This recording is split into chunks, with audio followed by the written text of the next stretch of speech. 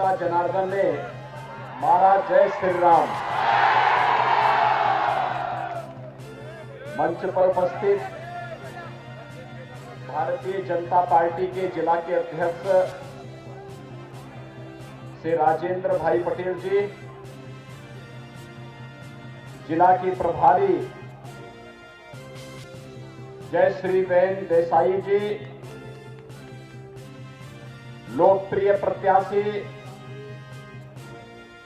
श्रीमती भिकीबेन परमार जी, जिला महामंत्री श्री भिकाजी ठाकुर जी, जिला महामंत्री श्री हंसपुर भाई पटेल जी, जगदीश भाई भौसर जी, पूर्व जिलाध्यक्ष श्री भरत सिंह रहेवर जी, मान सिंह परमार जी, घनश्याम भाई पटेल जी, संजय भाई जायसवाल जी, स्नेहल भाई पटेल जी, भारतीय जनता पार्टी के सभी पदाधिकारीगण, बायड विधानसभा क्षेत्र से जुड़े हुए सभी उपस्थित भाइयों बहनों, मैं इस धरा को नमन करता हूं। अरावली जनपद की एक महत्वपूर्ण विधानसभा सीट है। अरावली की जब चर्चा होती है तो हिंदवा सूर्य महाराणा प्रताप की चर्चा हम सब के सामने आ जाती है। भाइयों बहनों, अरावली की इन पहाड़ियों ने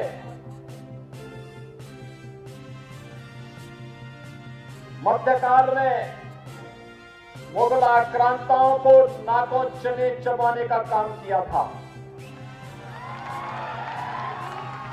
कभी भी अरावली ने दुश्मन के सामने झुकना नहीं सीखा और यही संघर्ष का यह प्रेरणा भारत के स्वाधीनता आंदोलन के दौरान भी निरंतर प्राप्त होती रही। आज हम सब यहां पर गुजरात विधानसभा चुनाव की जीत से भारतीय जनता पार्टी के प्रत्याशियों के समर्थन में आप सबसे अपील करने के लिए आए हैं। भाइयों बहनों, गुजरात की धरती बड़ी पावन धरती है, बड़ी उर्वरा धरती है। गुजरात की धरती ने सदैव देश को एक नई प्रेरणा दी है। जब ये देश मध्यकाल के आक्रांताओं के कारण तमाम सामाजिक रूढ़ियों से जकड़ा हुआ था, उस कालखंड में स्वामी दयानंद सरस्वती गुजरात की धरती ने देश को दिए, जिन्होंने आर्य समाज के माध्यम से समाज को एक नई जागृति पैदा करने का काम किया था। गुजरात की धरती ने देश की आजादी के महानायक राष्ट्रपिता महात्मा गांधी दिए और गुजरात की धरती के कारण भारत के एकीकरण के शिल्पी लौह पुरुष सरदार वल्लभ भाई पटेल भी गुजरात की धरती ने ही भारत को दिए हैं। जब भारत की राजनीति बेईमानी, भ्रष्टाचार, अराजकता और कांग्रेस के परिवारवादी राजनीति की शिकार बन चुकी थी, लोगों में आक्रोश था, राजनीति के प्रति अविश्वास था। उस कालखंड में गुजरात ने 2014 में देश के यशस्वी प्रधानमंत्री श्री नरेंद्र भाई मोदी भी गुजरात की धरती ने भारत को दिए हैं। और आज का दिन तो अत्यंत महत्वपूर्ण है। एक और गुजरात विधानसभा की 89 सीट पर प्रथम चरण के मतदान चल रहे हैं और भाइयों बहनों, इसी दिन गुजरात के गौरव भारत के यशस्वी प्रधानमंत्री श्री नरेंद्र मोदी जी को G20 के देशों का प्रमुख के रूप में आज उनका चयन भी हुआ है। भाइयों बहनों, G20 के ये देश दुनिया के वे 20 बड़े देश हैं जिनका दुनिया के 80% संसाधनों पर अधिकार है। भारत को आजादी के अमृत महोत्सव वर्ष में यह सौभाग्य मिलना, एक गौरव मिलना, ये प्रधानमंत्री मोदी जी के यशस्वी नेतृत्व और वैश्विक स्तर पर भारत की बढ़ती हुई प्रतिष्ठा का प्रमाण है। और इसीलिए आज मैं आप सबको इसकी बधाई देता हूं और प्रधानमंत्री मोदी जी का हृदय से अभिनंदन भी करता हूं। भाइयों बहनों, भारत आजादी के अमृत महोत्सव वर्ष में जिस ब्रिटेन ने भारत को 200 वर्षों तक शासन किया था, उस ब्रिटेन को पछाड़ करके दुनिया की 5वीं बड़ी अर्थव्यवस्था आज भारत बन चुका है। ये भी प्रधानमंत्री मोदी जी के यशस्वी नेतृत्व की देन है। भाइयों बहनों, आज भारत हर एक दृष्टि मजबूत हुआ है, हमारी सीमाएं सुरक्षित हुई हैं। याद करिए, आज से 20 वर्ष पहले गुजरात दंगा मुक्त हुआ था, कर्फ्यू मुक्त हुआ था, और आज प्रधानमंत्री मोदी जी के नेतृत्व में भारत आतंकवाद से मुक्त हुआ है, नक्सलवाद से मुक्त हुआ है, अलगाववाद से मुक्त हुआ है। एक भारत श्रेष्ठ भारत की परिकल्पना साकार हो रही है और उसी को साकार बनाने के लिए गुजरात का मॉडल विकास के मॉडल के रूप में, सुरक्षा के मॉडल के रूप में दुनिया के अंदर बड़े चर्चा का विषय बना हुआ है। भाइयों बहनों, एक और सुरक्षित भारत, एक भारत श्रेष्ठ भारत की परिकल्पना साकार हो रही है, तो दूसरी तरफ संकट के समय में अपने नागरिकों के साथ कैसे खड़ा हो जाया जाता है, इसका भी प्रमाण प्रस्तुत किया है प्रधानमंत्री मोदी जी के नेतृत्व ने। कोरोना जैसी महामारी के दौरान जब सभी राजनीतिक दलों के लोग और दुनिया के तमाम देश किम कर्तव्य विमूढ़ की स्थिति में थे, तब प्रधानमंत्री मोदी जी फ्रंट फुट पर आकर के देश को लीड कर रहे थे और उन्होंने उस समय नारा दिया था, जान है जहान है, जीवन भी और जीविका को भी बचाने का, जहां बीमार वहीं उपचार का, फ्री में टेस्ट, फ्री में वैक्सीन, फ्री में उपचार, और भाइयों बहनों, हर गरीब को फ्री में राशन की सुविधा भी प्रधानमंत्री मोदी जी ने उपलब्ध करवाया। एक फ्री में राशन की सुविधा, डबल इंजन की सरकार महीने में 2 बार राशन भी दे रही थी। भाइयों बहनों, इससे पहले कभी नहीं हुआ।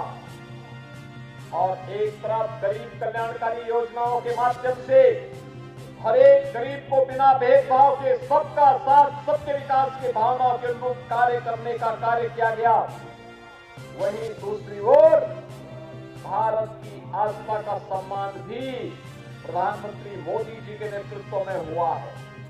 भाइयों बहनों, भारत की आस्था का सम्मान किस रूप में हुआ है, ये किसी से छुपा हुआ नहीं। हम सब जानते हैं, अयोध्या भगवान श्री राम की पावन जन्मभूमि, 500 वर्षों से वहां पर भगवान राम का भव्य मंदिर जो कभी आक्रांताओं ने तोड़ दिया था, उसके निर्माण की मांग हो रही थी। कांग्रेस उसमें बैरियर बन गया था, कांग्रेस उस मांग को पूरा नहीं होने देती थी।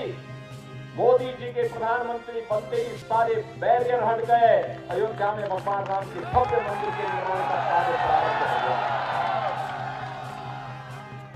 देश के अंदर अगर आप देखेंगे, चारों ओर आस्था का सम्मान किस रूप में हो रहा है। काशी में काशी विश्वनाथ धाम का निर्माण होना, उज्जैन में महाकाल के महालोक का निर्माण होना, केदारपुरी में पुनरुद्धार हो जाना, बद्रीनाथ धाम का सुंदरीकरण की कार्रवाई को आगे बढ़ जाना, द्वारिका धाम का पुनर्निर्माण हो जाना, मां अंबा के पावन धाम दाता का फिर से सुंदरीकरण और पुनरुद्धार का कार्य हो जाना, सोमनाथ मंदिर के सुंदरीकरण के बड़े प्रोजेक्ट को ध्यान में रख करके कार्रवाई को आगे बढ़ा देना, ये भारत की आस्था का सम्मान है। भाइयों बहनों, मैं आपसे पूछना चाहता हूं, आज देश के अंदर आतंकवाद की जड़ कश्मीर से धारा 370 समाप्त हो चुकी है। मैं आपसे पूछना चाहता हूं, क्या कांग्रेस कश्मीर से धारा 370 को हटा पाती? क्या कांग्रेस पे आपको विश्वास है हटा पाती? क्या कांग्रेस या आम आदमी पार्टी अयोध्या में राम मंदिर का निर्माण करा पाती? क्या काशी विश्वनाथ धाम का ये लोग निर्माण करा पाते?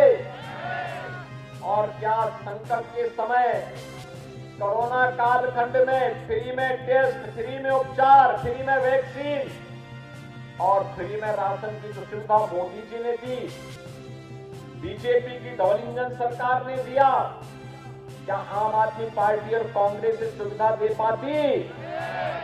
भाइयों बहनों, न ये आपकी सुख दुख में सहभागी बन सकते हैं,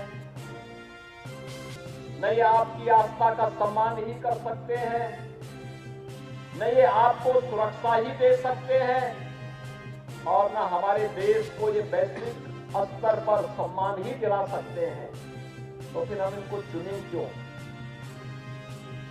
इनको कतई नहीं चुनना चाहिए, इनको कतई वोट नहीं देना चाहिए। याद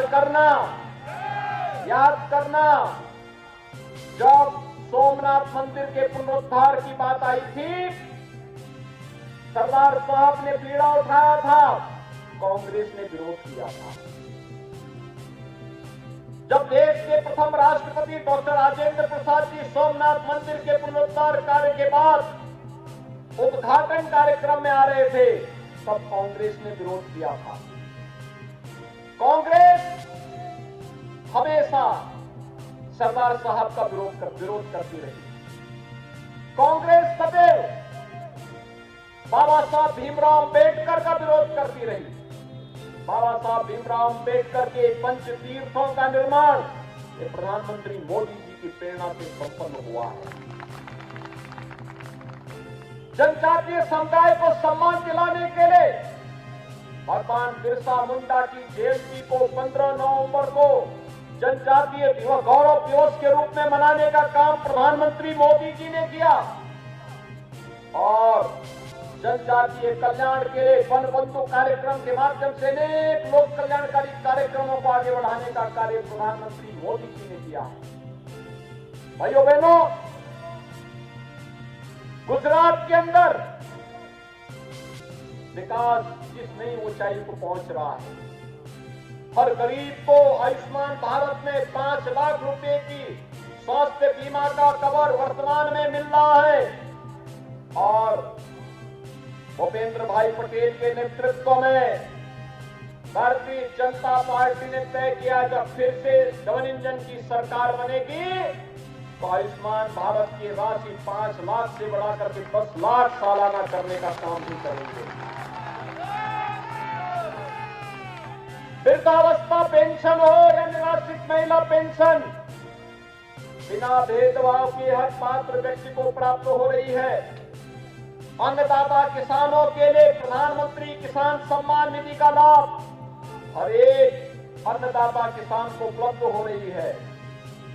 क्या गांव हो, क्या गरीब, क्या किसान हो या नौजवान, समाज के प्रत्येक तबके के लिए कल्याणकारी कार्यक्रम प्रधानमंत्री मोदी जी के नेतृत्व में, उनके मार्गदर्शन में डबल इंजन की सरकार ने गुजरात के अंदर दिए हैं। और इसीलिए भाइयों बहनों, मैं आप सबसे अपील करने के लिए आया हूं कि कांग्रेस कभी संकट के समय आपके साथ खड़ी नहीं हो सकती। कांग्रेस का एक संकीर्ण एजेंडा है। आम आदमी पार्टी कभी आपके साथ खड़ी नहीं हो सकती। आम आदमी पार्टी हमेशा देश की सुरक्षा के साथ खिलवाड़ करती है। ये लोग देश की संप्रभुता के साथ खिलवाड़ करने वाले लोग हैं। ये लोग सुरक्षा नहीं दे सकते, आस्था का सम्मान नहीं कर सकते।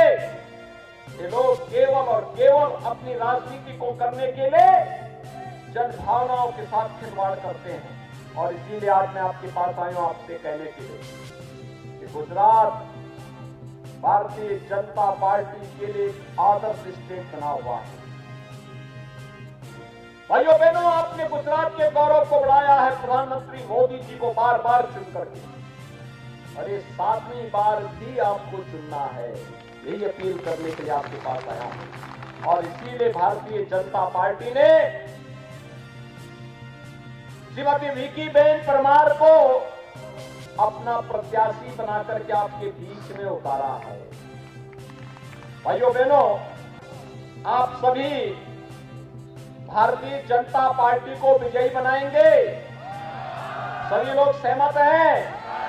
सभी लोग सहमत हैं? सो आप बधा भाजपा ने भव्य जीत आपसो हाथ ऊंचा करीने समर्थन आपो। सभी लोग बोलेंगे मेरे साथ, भारत माता की, भारत माता की, भारत माता की जय श्री राम, जय जय श्री राम।